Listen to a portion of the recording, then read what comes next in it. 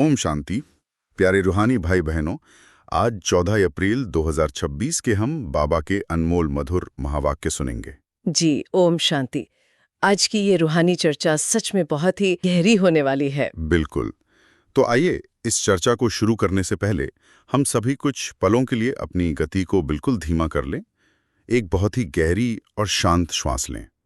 दुनिया की सारी आवाज़ों को, सारे तनाव को पीछे छोड़कर खुद को भ्रिकुटी के बीच चमकता हुआ एक शांत दिव्य सितारा महसूस करें। वाह, कितनी असीम शांति है इस स्मृति में।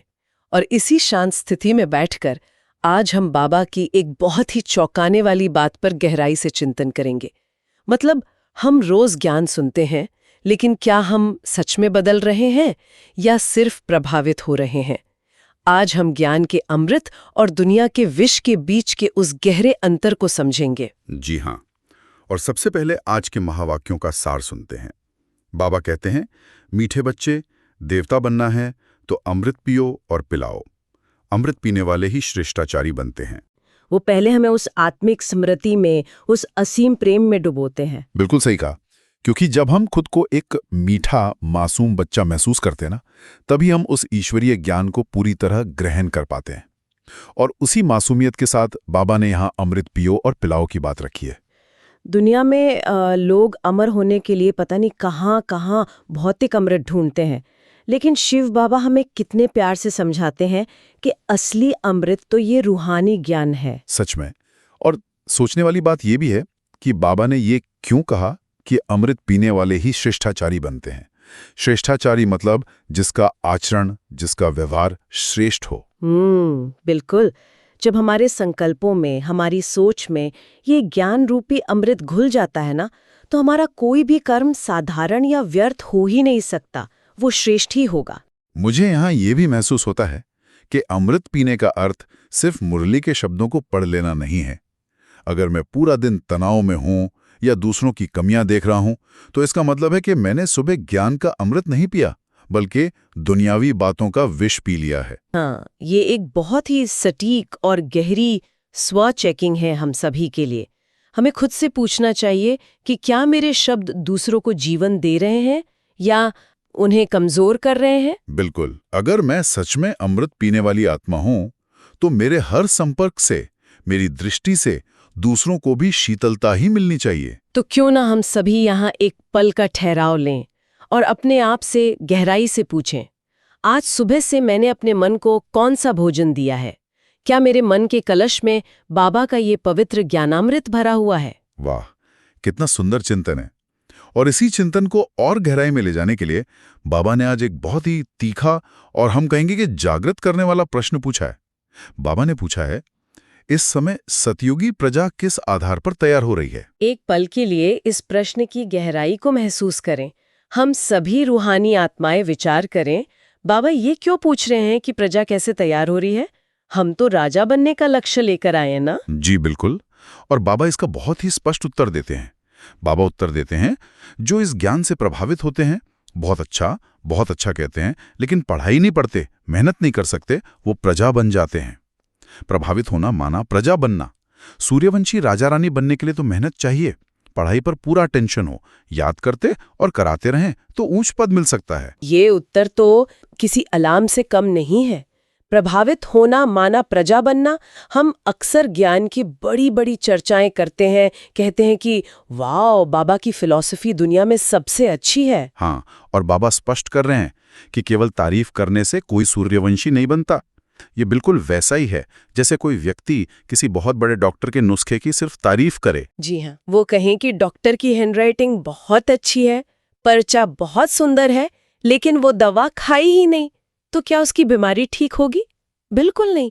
ज्ञान से इम्प्रेस होना अलग बात है, और उसे जीवन में उतारने के लिए पुरुषार्थ की भट्टी में तपना बिल्कुल अलग। मैं यही सोचने पर मजबूर हो रहा हूँ कि वो मेहनत आखिर है क्या जिसका बाबा जिक्र कर रहे हैं। शरीर से तो हमें कोई पत्थर नहीं तोड़ने हैं। सही कहा। बाबा कहते हैं कि पढ़ाई पर पूरा अटेंशन हो। अटेंशन का अर्थ है कि जब मेरे सामने कोई विपरीत परिस्थिति आए, मान लीजिए कोई मेरा अपमान करे, तब क्या मुझे बाबा का ज्ञान याद रहता है? जी, वही असल मेहनत है। जब मन पुराने संस्कारों की तरफ भागे, तब उसे वापस खींचकर देही अभिमानी स्थिति में टिकाना। बाबा चाहते हैं कि हम सिर्फ ज्ञान के उपभोक्ता न बने, बल्कि उस ज्ञान के साक्षात स्वरूप बने। बिल्कुल। और इसी स्वरूप को प्राप्त करने की विधि बाबा आज के पहले मुख्य शिक्षा में बताते हैं। बाबा कहते हैं, ये है सत्यनारायण की, अर्थात नर से नारायण बनने की सच्ची कहानी। ये सुनने से तुम नर से नारायण बन जाएंगे। भारत में तो सत्यनारायण की कथा बहुत ही भक्ति भाव से सुनी जाती है, लेकिन शिव बाबा यहाँ किसी भारी या पुरानी किताब की कथा की बात नहीं कर रहे हैं। जी हाँ, ये तो हमारे ही भविष्य की सच्ची कहानी है। पता है, मैं यहाँ एक बात स्वीकार करना चाहूंगा। जब बाबा कहते हैं कि ये सुनने से तुम नर से नारायण बन जाएंगे, तो मुझे कभी कभी थोड़ी उलझन आती है। हम देखते हैं कि लोग 20-20 साल से ये ज्ञान सुन रहे हैं, लेकिन फिर भी ऑफिस में या ट्रैफिक में फंसने पर उन्हें क्रोध आ ही जाता है। तो स्पष्ट रूप से ये केवल कानों से सुनने की बात नहीं है। हम क्या मिस कर रहे हैं? ये बहुत ही व्यवहारिक प्रश्न है। कानों से सुनना केवल पहला कदम है। बाबा जिस सुनने की बात कर रहे हैं वो है आत्मा के कानों से ग्रहण करना, यानी उसे पूरी तरह धारण करना। बिल्कुल। जब हम कोई कथा बस ऐसे ही सुनते हैं तो वो केवल हमारे मन के बाहरी हिस्से में रहती है, लेकिन जब हम उस पर गहरा मनन चिंतन करते हैं तब वो हमारे संस्कारों में उतरती है। यानी ये एक पूरा ट्रांसफॉर्मेशन का प्रोसेस है। नारायण बनने का अर्थ ही ये है कि हमारे अंदर का वो साधारण मानव, वो कमजोर नर जो छोटी छोटी बातों में घबरा जाता है, वो पूरी तरह मर जाए जी, और एक शांत, स्थिर और दैवीय व्यक्तित्व जन्म ले। उसी परिवर्तन को ही तो ये सच्ची कहानी कहते हैं।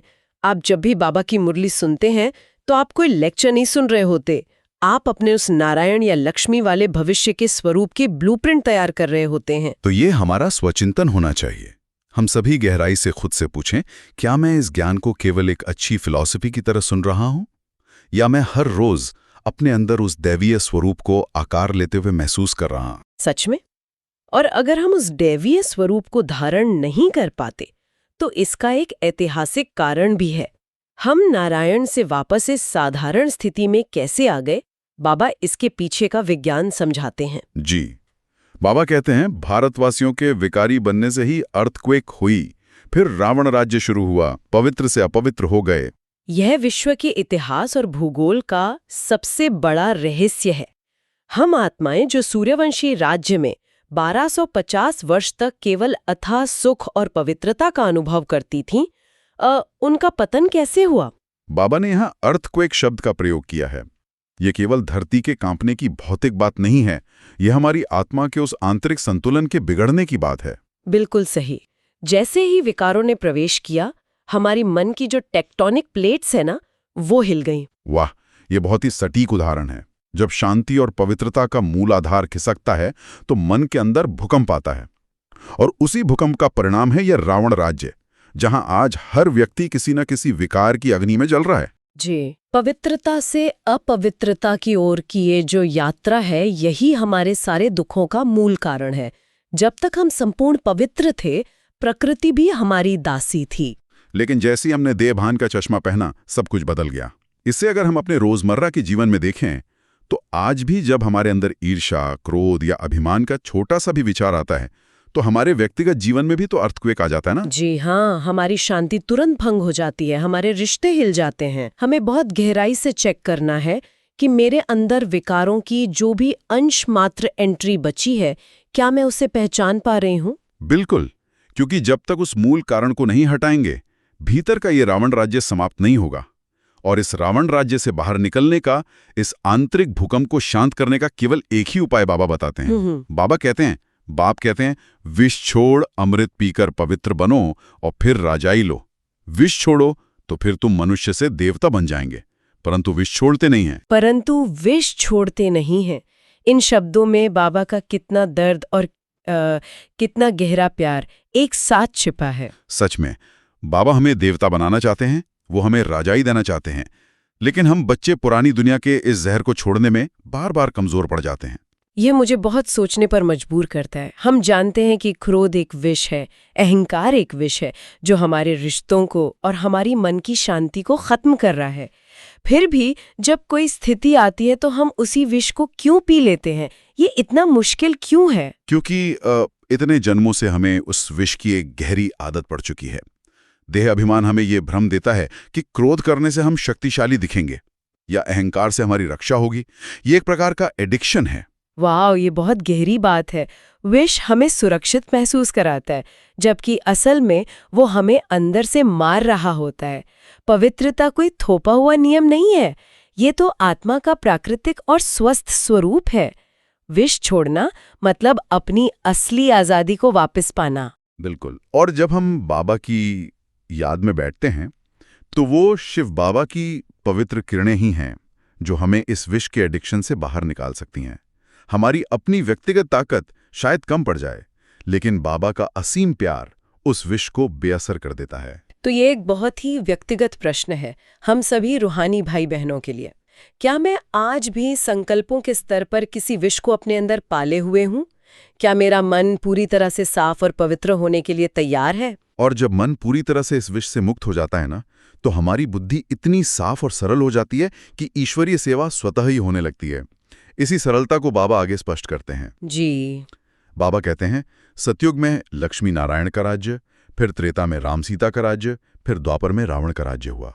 कितनी सहज कहानी है। अक्सर हम ज्ञान को दूसरों को समझाने के लिए बहुत भारी भारी शब्दों और जटिल फिलॉसफी का सहारा लेते हैं। हम सोचते हैं कि सामने वाले को इम्प्रेस करना है। हाँ, लेकिन बाबा कहते हैं कि ये चक्र की कहानी इतनी सरल है कि छोटे छोटे बच्चे भी चित्रों के माध्यम से किसी को बहुत आसानी से समझा सकते हैं। सहजता ही सत्य की सबसे बड़ी पहचान है। हमें सिर्फ ये बताना है कि हम कभी देवता थे, हर गुण से भरपूर थे, फिर हमने वो देवत्व खो दिया, रावण राज्य आया, और अब स्वयं परमात्मा हमें फिर से वो देवता बनने का रास्ता दिखा रहे हैं। बस इतनी सी कहानी है। मुझे लगता है कि जब हम खुद ज्ञान को बहुत जटिल बना देते हैं तो वो असल में हमारी अपनी बुद्धि के अहंकार का पर्दा होता है। बाबा हमें समझाना चाहते हैं कि तुम बैज या चित्रों के द्वारा एक सेकंड में किसी को जीवन मुक्ति का संदेश दे सकते हो। जी बिल्कुल। जो आत्मा अंदर से पवित्र और सरल होगी, उसके केवल चित्र दिखाने मात्र से, उसकी रूहानी दृष्टि से ही सामने वाले को ये महसूस हो जाएगा कि वो किसी परम सत्य की ओर जा रहा है। शब्द तो केवल एक माध्यम रह जाते हैं। तो हम सभी खुद से पूछें, क्या मेरे चेहरे और मेरी चलन से ज्ञान की वो सरलता और सहजता झलकती है? क्या मैं दूसरों को भारी करने के बजाय उन्हें हल्का और शांत महसूस कराता हूँ? लेकिन इस सरलता और सहजता को वास्तविक दुनिया में बनाए रखना एक चुनौती भी है, विशेषकर तब जब हम इस चकाचौंध से भरी दुनिया के बीच जाते हैं। इसीलिए बाबा विशेष रूप से कुमारियों का और ब्राह्मण आत्माओं का आह्वान करते हैं। जी, बाबा कहते हैं, अगर कुमारियां खड़ी हो जाएं तो नाम बाला हो जाए। यह है माया का पॉम्प, फॉल ऑफ माया, रावण राज, फिर राइज ऑफ रामराज। माया का पॉम्प, ये शब्द आज की आधुनिक दुनिया का सबसे सटीक वर्णन है। हम अक्सर देखते हैं कि सेंटर पर बैठना और वैराग्य महसूस करना आसान है। बिल्कुल। लेकिन जब हम बाहर जाते हैं, किसी पारिवारिक शादी में जाते हैं जहां लोग अपने कृत्रिम श्रृंगार, फैशन और स्टेटस का दिखावा कर रहे होते हैं, तब हमारी असली परीक्षा होती है। सच में वही वो जगह है जहां माया का पॉम्प हमें अपनी ओर खींचने की पूरी कोशिश करता है। इंसान अंदर से जितना खाली होता जाता है, वो बाहर के दिखावे पर उतना ही ज्यादा निर्भर होने लगता है। जी हाँ, लेकिन हमारी रूहानी कुमारियां और ब्राह्मण आत्माएं जब इस दुनियावी दिखावे से मुक्त होकर ज्ञान के श्रृंगार से सजती हैं, तो दुनिया देखती रह जाती है। क्योंकि हमारा असली श्रृंगार ये भौतिक कपड़े या आभूषण नहीं है। हमारा सच्चा श्रृंगार हमारे दैवीय गुण हैं, हमारी पवित्रता है। बाबा कहते हैं कि जब ऐसी शक्ति स्वरूप आत्माएं बेहद की सेवा में खड़ी होती हैं, तो इस रावण राज्य रूपी माया के दिखावे का पतन निश्चित है। वह एक बहुत ही शक्तिशाली दृश्य है, राम राज्य का उदय होना। जब हम दुनियावी चकाचौंध से पूरी तरह अप्रभावित रहते हैं, तो हम अनजाने में ही हजारों आत्माओं को ये संदेश दे रहे होते हैं कि सच्ची खुशी और शांति भीतर है, बाहर के बाजार में नहीं। तो आइए एक बहुत ही गहरी चेकिंग करें।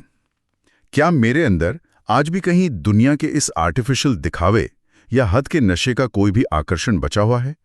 क्या मेरी आंखें माया के स्पाम को देखकर जरा भी धोखा खा जाती हैं? इस पूरी चर्चा के बाद अब हम उन मुख्य धारणाओं की ओर बढ़ते हैं जिन्हें बाबा ने आज हमारे व्यवहारिक जीवन के लिए दिया है।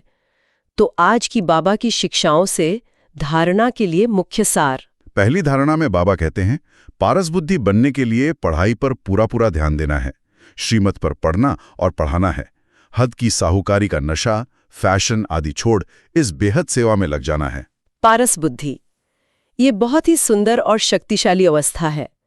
पारस बुद्धि का अर्थ यह नहीं है कि आपके हाथ से कोई भौतिक जादू हो जाएगा। जी, इसका अर्थ है कि आज जब आप किसी बेहद नकारात्मक या पत्थर जैसी स्थिति या व्यक्ति का सामना करते हैं तो आपका मन उस जहर को नहीं सोखता।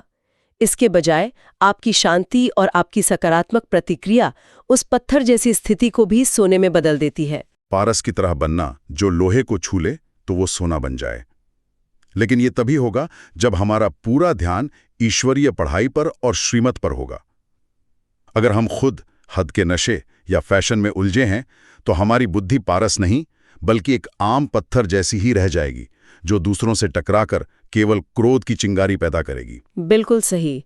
और इस पारस बुद्धि को सुरक्षित रखने के लिए बाबा दूसरी धारणा में एक बहुत ही सख्त पहरा बिठाते हैं।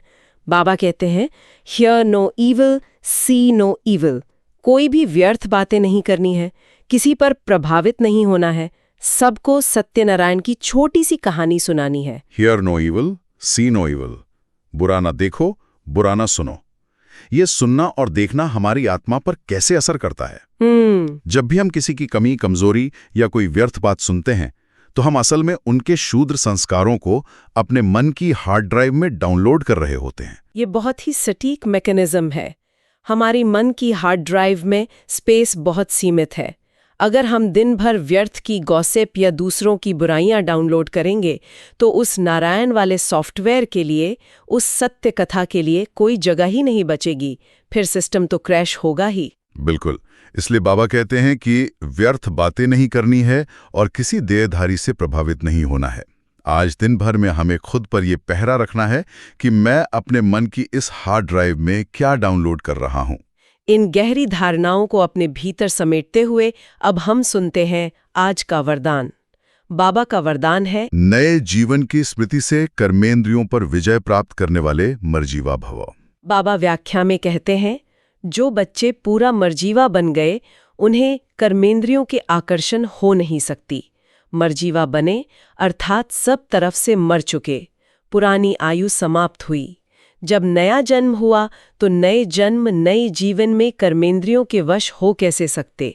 शूद्रपन का जरा भी सांस अर्थात संस्कार कहाँ अटका हुआ ना हो, बल्कि उस पुरानी चेतना, पुराने संस्कारों और उस देह भान से पूरी तरह मर जाना है जहां दुख और विकार पनपते थे। जी, जब कोई व्यक्ति एक जीवन से दूसरे जीवन में जाता है तो पुराने जीवन का कोई हिसाब किताब उसके साथ नहीं होता।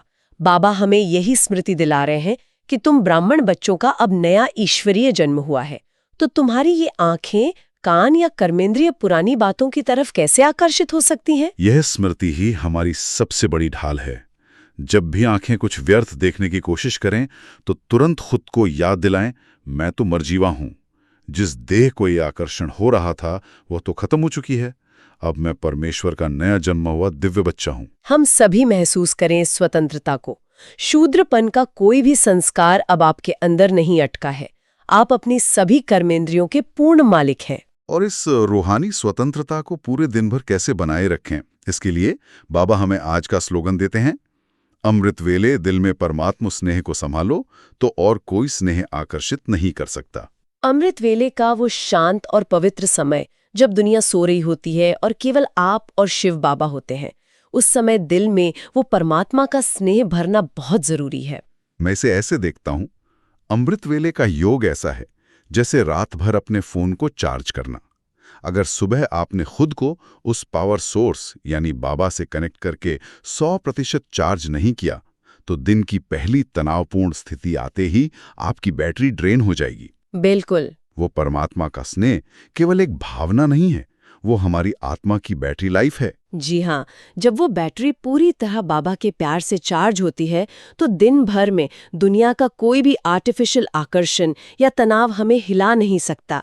बाबा का स्नेह हमारे लिए एक अभेद्य रक्षा कवच बन जाता है। और इसी स्नेह और हल्केपन को अपने व्यवहार में उतारने के लिए बाप दादा हमें कुछ अव्यक्त इशारे भी देते हैं। महान बनने के लिए मधुरता और नम्रता का गुण धारण करो। संगठन में सफलता प्राप्त करने के लिए सदा नम्र चित्त के तख्त पर विराजमान रहो। इसी तख्त पर बैठ जिम्मेदारी का ताज धारण कर भविष्य की पदवी बनाओ। इसके लिए पहले आपका पाठ पक्का हो। नम्रचित्त का तख्त और जिम्मेदारी का ताज, ये दोनों एक साथ होना कितनी बड़ी बात है। दुनिया में अगर किसी के पास कोई जिम्मेदारी आती है तो उसका ईगो तुरंत बढ़ जाता है।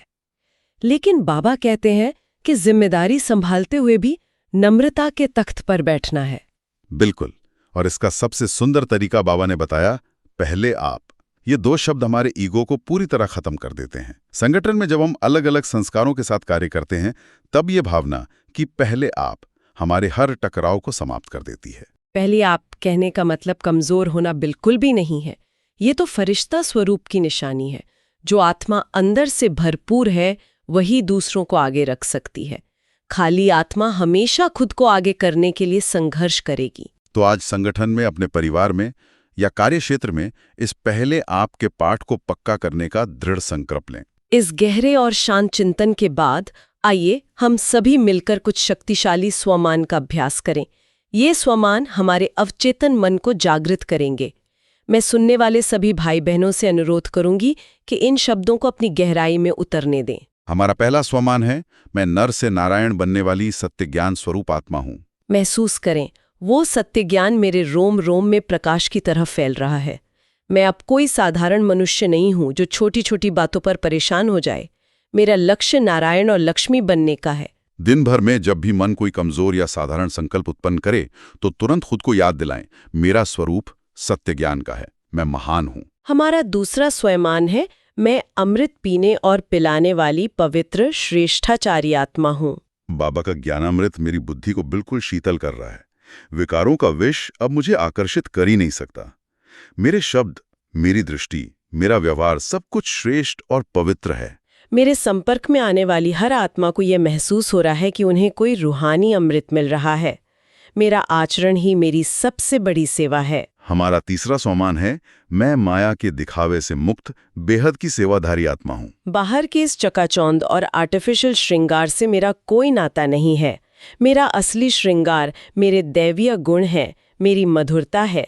मैं संपूर्ण विश्व के कल्याण के लिए निमित्त हूँ। हद का कोई भी नशा या फैशन अब मेरी बुद्धि को बांध नहीं सकता।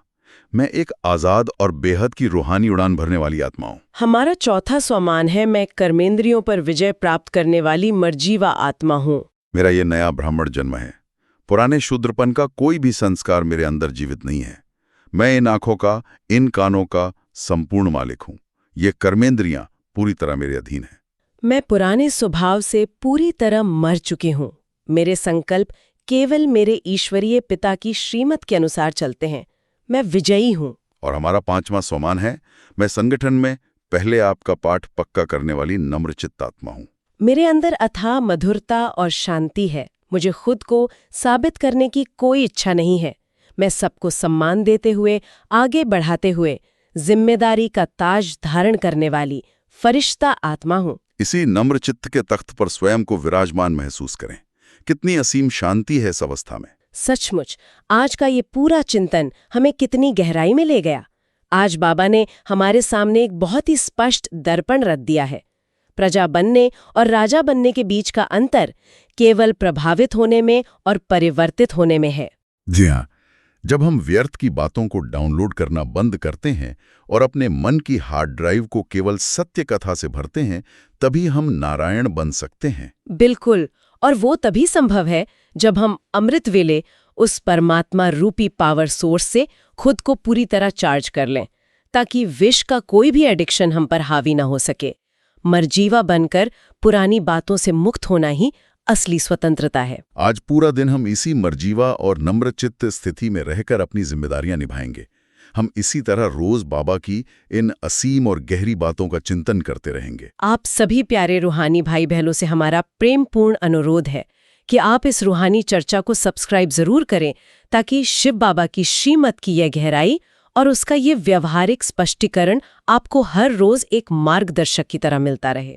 तो अंत में अपने साथ उसी एक मुख्य विचार को लेके जाएं। आज जब कोई चुनौती सामने आएगी, तो क्या मैं ज्ञान का केवल बखान करूंगा या मैं वाकई में पुरुषार्थ की वो मेहनत करूंगा जो मुझे राजा बनाएगी। इसी मीठे और शक्तिशाली चिंतन के साथ आज हम विदा लेते हैं। बाबा की याद में रहें। अच्छा, ओम शांति।